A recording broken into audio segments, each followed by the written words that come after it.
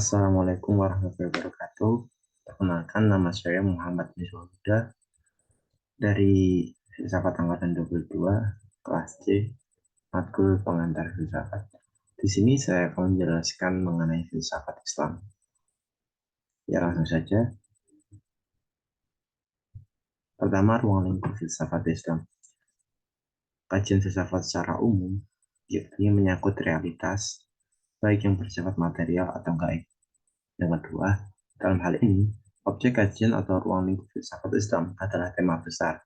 Tema besarnya adalah Tuhan, alam, manusia, dan kebudayaan. Pembahasan yang cukup luas ini dapat dijabarkan menjadi hal-hal yang lebih spesifik dan sesuai dengan perkembangan zaman. Dengan demikian, dapat ditarik korelasi antara perkembangan sejarah dengan pemikiran kefilsafatan kini. Karena setiap pemikir pada zaman-zaman yang berbeda mempunyai pandangan masing-masing. Pemaparan di atas memperlihatkan bahwa objek kajian filsafat menyangkut Tuhan, alam, manusia, dan kebudayaan. Selanjutnya, saya akan menerangkan mengenai corak pemikiran filsafat Islam. Corak pemikiran filsafat Islam terdiri atas corak besar yang berpengaruh hingga saat ini. Yang pertama, corak filsafat paralletik. Corak filsafat ini amat sangat kuat dipengaruhi oleh pemikiran Aristoteles. Yang kedua, filsafat Israki atau Illumination.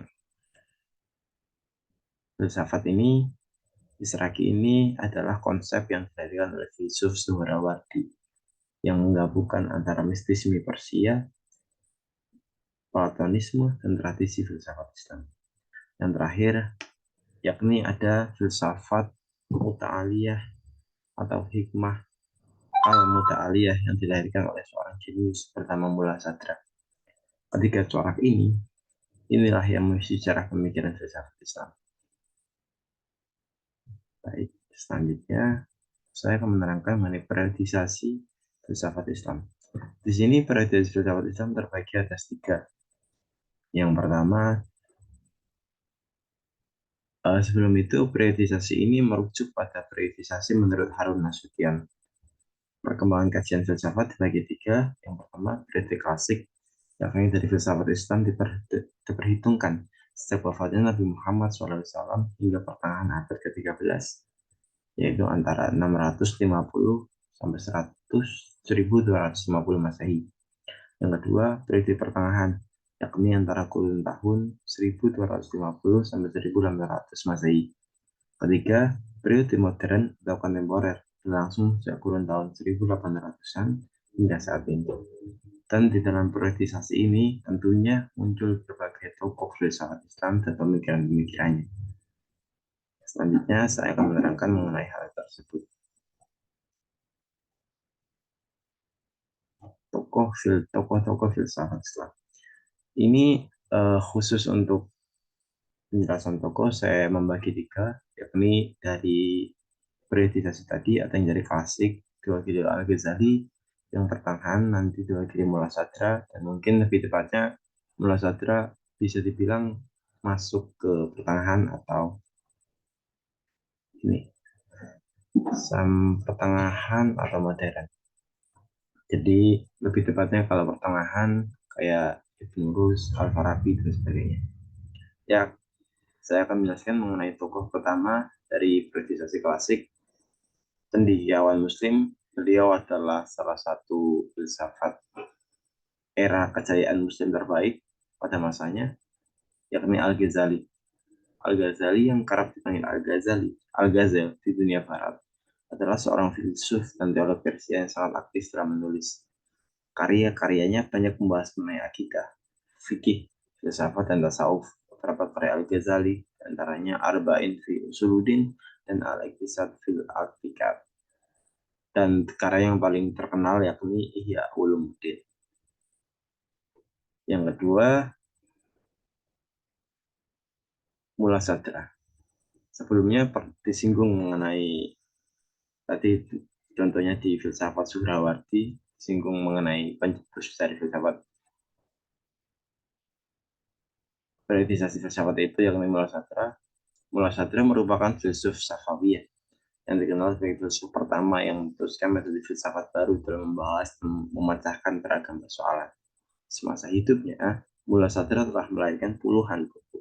Salah satunya adalah Al-Hikmah Al-Muta'aliyah, Fi Al-As'ar Al-Aqliyah Al-Arba'ah, atau kitab Al-Asfar Al-Albaq, yang mengulas tentang metafisika, teologi, dan sufi.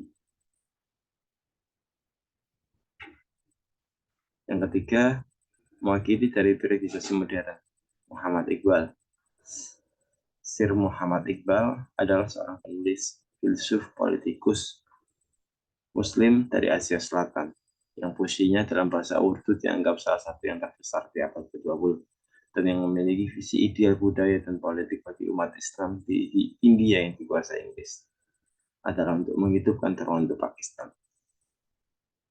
Ajaran dari Muhammad Iqbal yang paling terkenal yakni bagaimana kita disuruh menjadi khilafah di bumi ini ketimbang filsafat yang klasik dari Al-Ghazali yang lebih mengutamakan kita berserah diri kepada Tuhan, kita tasawuf dan sebagainya.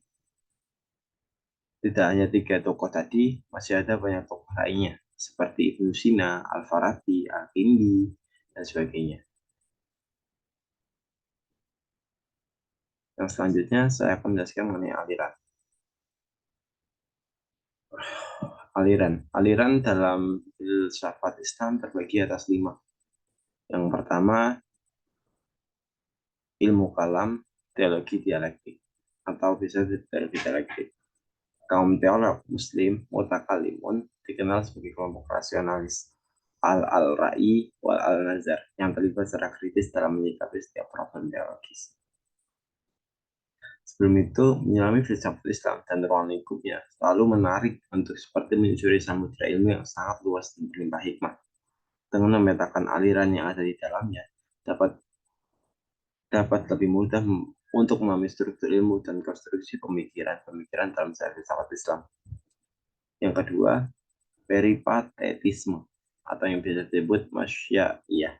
Istilah peripatetik, peripatein, peripatos dalam bahasa Yunani artinya berjalan mondar-mandir, yakni berkeliling. Karena apa? Karena dalam dulu istilah aliran peripatisme itu seperti halnya Aristoteles mengajarkan metode peripatetik ini dengan cara berjalan-jalan mengelilingi murid-muridnya.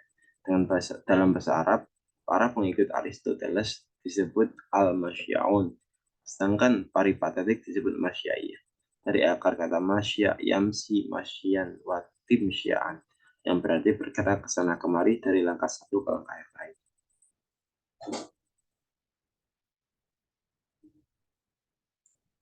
Ya, ketiga dan keempat bahwa baik iluminisme atau bisa disebut isyarakiyah maupun sufisme atau teosofi tasawuf, keduanya menggunakan metode intuitif atau eksperiensial pengalaman. Yang kelima, aliran iluminisme Islam yang pernah dikemukakan oleh Surawardi adalah fondasi awal bagi filsafat hikmah atau teosofi transendental al-hikmah al-muta'aliyah, Mullah Sadra. Keempat aliran sebelumnya, baik ilmu kalam, peripatetik, ilmunisme, dan tasawuf terdapat pada Mullah Sadra. Iran, satu-satunya negara yang masih konsisten hingga hari ini merawat tradisi pemikiran dan filsafat Islam dan mengembangkannya hingga ke negara-negara lain. Kurang lebih seperti itu yang bisa saya jelaskan. Kurang lebihnya mohon maaf. Dan ini adalah pesan saya. Terima kasih. Wassalamualaikum warahmatullahi wabarakatuh.